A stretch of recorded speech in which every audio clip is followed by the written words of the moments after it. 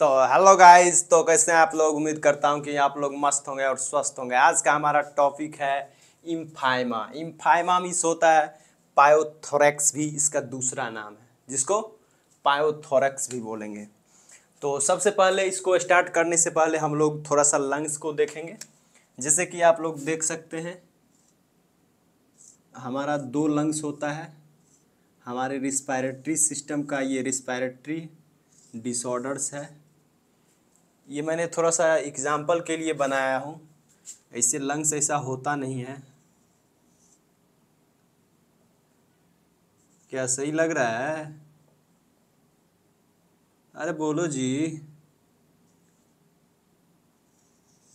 तो ये हमारा लंग्स है। हमारा दो लंग्स होता है। इसी के साइड में जो हमारा प्लूरल कैविटी होता है, ये चारों तरफ से हमारा प्लूरल कैविटी होता है, मतलब जिसको हम लोग प्लूरा बोलते हैं। इसको क्या बोलते हैं? जो हमारा मेम्ब्रेन होता है उसको क्या बोलते हैं? Pleural membrane. Pleural membrane. इसी में प्लूरल मेम्ब्रेन में ही हमारा पस का फॉर्मेशन हो जाता है, मतलब पस एक्यूमुलेशन हो जाता है या कलेक्शन ऑफ पस हो जाता है। इसमें मान लीजिए पस फिलेट हो जाएगा। पस चारों तरफ से जो हमारा प्रोटेक्टिव मेम्ब्रेन प्लूरा है। प्लूरा क्या है? हमारा लंग्स का जो चारों तरफ से लेयर है उसको एक तरह से प्रोटेक्ट करने का काम करता है, एक तरह से जो समझ लीजिए तो लुब्रिकेंट करने का काम करता है। लंग्स को भी एक तरह से, अब मान लीजिए फूलता है, फिर सांस छोड़ते हैं, कॉन्ट्रैक्ट होता है, रिलैक्स होता है, तो उसको चेस्ट जो हमारा होता है वो कॉन्ट्रैक्ट होता है, रिलैक्स होता है, तो उसमें ये हेल्प करता है। तो वही हमारा जो इसमें फ्लूइड भरा रहता है, इसका नॉर्मल फ्लूइड हमारा 10 से 15 ml या 20 ml तक रख सकते हैं इसको। इसका नॉर्मल फ्लूइड लेवल है। इसमें जो नॉर्मल फ्लूइड होगा कितना होगा? 10 से 15 ml होता है। लेकिन ये क्या होगा? 30 से 50 ml ऐसे बढ़ जाए। जैसे कि हमारा हार्ट में जो हमारा हार्ट के में फ्लूइड होता है वो कम से कम समझ लीजिए तो 30 से 50 ml होता है। लेकिन इसमें क्या होता है कि जी इस अगर कंडीशन में पस भर जाए, और यही एक मतलब कंडीशन था जिसमें कि हम लोग पढ़े थे कि उसमें फ्लूइड का एक्यूमुलेशन हो रहा था, फ्लूइड सीधा भर था, उसमें कोई सब्सटेंस ऐसा कुछ नहीं था। इसमें क्या, उसी फ्लूइड में पस बन जा रहा है, उसी फ्लूइड में पस बना है। तो इसका डिफिनीशन इम्फाइमा का क्या होगा? It is a accumulation of pus in pleural cavity. हमारा जो प्लूरल मेम्ब्रेन है उसी का जो एक तरह से कैविटी, होलो रीजन है, इसके होलो रीजन है इसका, इसी में पस का एक्यूमुलेशन हो जाएगा। मतलब एक्यूमुलेशन मतलब कलेक्ट हो जाएगा, कलेक्शन हो जाएगा पस का। तो उसी को हम लोग बोलेंगे, टर्म देते हैं इम्फाइमा, जिसको पायोथोरैक्स नाम से भी जाना जाता है। तो इतना समझ गए, accumulation of pus in pleural cavity is called empyema या पायोथोरैक्स। तो इसका सिंपल मीनिंग है। उसके बाद काउजेज का, काउजेज देखिए हो सकता है बैक्टीरियल निमोनिया के कारण, बैक्टीरियल निमोनिया के कारण, जैसे कि स्टेप्लोकोकस या स्टेप्लोकोकाई के कारण। उसके बाद हमारा ट्यूबरकुलोसिस जैसे कि माइकोबैक्टीरियम के कारण होता है। उसके बाद ट्रोमा और पोस्ट सर्जिकल इन्फेक्शन।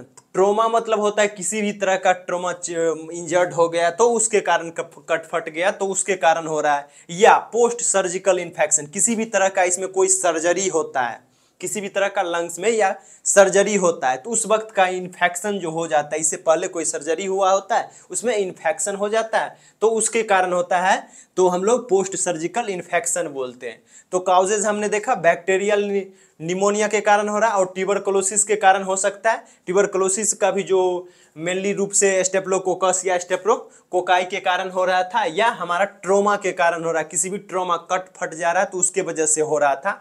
तो इसमें सिंपल सा इम्फाइमा का मतलब क्या है? Accumulation of pus in pleural cavity या प्लूरल स्पेस। जो हमारा चेस्ट और लंग्स के बीच में जो स्पेस होता है उसी को बोलते हैं प्लूरल कैविटी।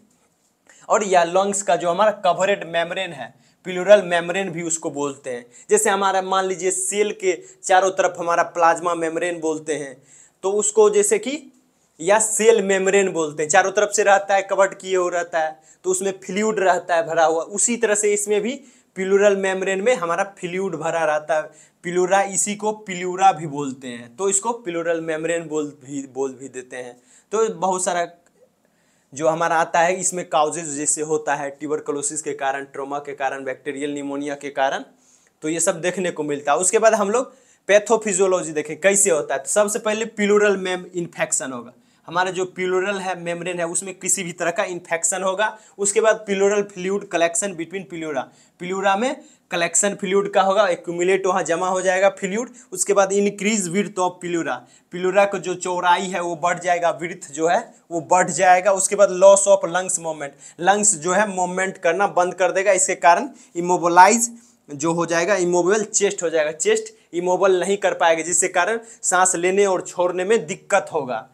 तो ये सारा कंडीशन हो सकता है। और ये हमारा पैथोफिजियोलॉजी था। पहले चेस्ट में प्लूरल मेम्ब्रेन में किसी भी तरह का इन्फेक्शन होता है, उसके बाद एक फ्लूइड का एक्यूमुलेशन हो जाता है इसमें, उसी के कारण इंक्रीज इसका चौड़ाई फिर बढ़ जाता है, जिसके कारण से लंग मूवमेंट करना बंद कर देता है और चेस्ट हमारा इमोबल हो जाता है, जिसके कारण से जैसे कि हमारा चेस्ट कॉन्ट्रैक्ट और रिलैक्स, सांस लिए छोड़े, तो ये सब कंडीशन में प्रॉब्लम्स आता है, सांस लेने और लेने में दिक्कत होती है, ये सब देखने को मिलता है। तो यही सा हमारा पैथोफिजियोलॉजी है। उसके बाद क्लिनिकल मैनिफेस्टेशन, क्लिनिकल मैनिफेस्टेशन में जैसे कि फीवर देखने के मिलेगा, प्लूरल पेन देखने को मिलेगा, वेट लॉस देखने को मिल सकता है, एनोरेक्सिया देखने को मिल सकता है, एक्सेस स्वेटिंग इन नाइट, मतलब नाइट के समय मतलब स्वेटिंग होगा, ड्राई कफ होगा, डिस्पेनिया होगा, ब्रीथिंग लेने में ब्रीथिंग डिफिकल्टीज हो सकती है। उसके बाद डायग्नोस्टिक इवोल्यूशन में हम लोग देखेंगे सबसे पहले फिजिकल एग्जामिनेशन, फिजिकल एग्जामिनेशन जैसे percussion of chest, auscultation of chest, ये सब कर सकते हैं हम लोग फिजिकल एग्जामिनेशन में। तो चेस्ट का एग्जामिनेशन ही करेंगे, जैसे स्कल्टेशन कर सकते हैं, परकशन कर सकते हैं। उसी के बाद हमारा आता है चेस्ट एक्सरे करवा सकते हैं। डायग्नोस्टिक इवोल्यूशन मतलब होता है जांच, किसी भी तरह का जांच होता है, जो किसी भी डिजीज का पता लगाने के लिए किसी भी तरह का जांच करते हैं, तो उसको बोलते हैं डायग्नोस्टिक इवोल्यूशन या डायग्नोसिस। तो उसी को उसके बाद चेस्ट एक्सरे, सीटी स्कैन करवा सकते हैं, ब्रोंकोस्कोपी, जैसे कि कैमरा लगा हुआ रहता है, एक पाइप जैसा ट्यूब रहता है, उसमें कैमरा रहता है, उसके बाद अंदर डाल के इन करके उसको देखते हैं, वहाँ का जो क्या मतलब कंडीशन है वो चीज़ को देखने के लिए हम लोग ब्रोंकोस्कोपी करवाएंगे, मतलब ब्रोंक के माध्यम से हम लोग उसको स्कोपी करेंगे, मतलब कैमरा की मदद से। उसके बाद मेडिकल मैनेजमेंट में एंटीबायोटिक थेरेपी दे सकते हैं। एंटीबायोटिक थेरेपी मतलब किसी भी एंटीबैक्टीरिया या बैक्टीरियल के वजह से हो रहा है तो उसको एंटीबैक्टीरियल या कोई भी माइक्रोबैक्टीरियल टैबलेट दे सकते हैं। तो ये एक तरह से सिम्टम्स के आधार पर हम लोग इलाज करते, नहीं है कि अब किसी भी तरह का बीमारी है तो उसी चीज़ का हम लोग देंगे, तो जैसा कंडीशन रहेगा वैसा हम लोग ट्रीटमेंट देंगे। उसके बाद सपोर्टिव ट्रीटमेंट में जैसे एनाल्जेसिक देंगे, पेन किलर देंगे।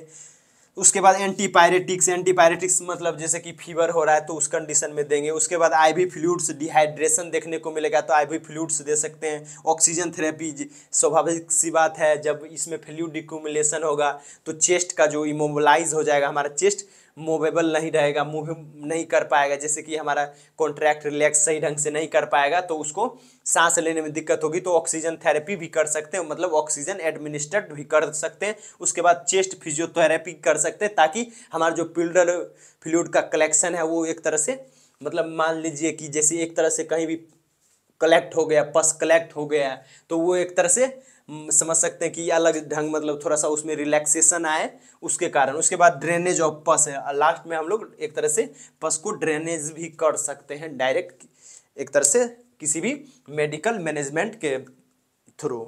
तो उम्मीद करता हूं कि आप लोग को समझ आया हो, वीडियो समझ आया हो तो प्लीज़ एक लाइक कर दें और चैनल को सब्सक्राइब कर दें। मिलेंगे फिर अगले वीडियो में। जय हिंद दोस्तों।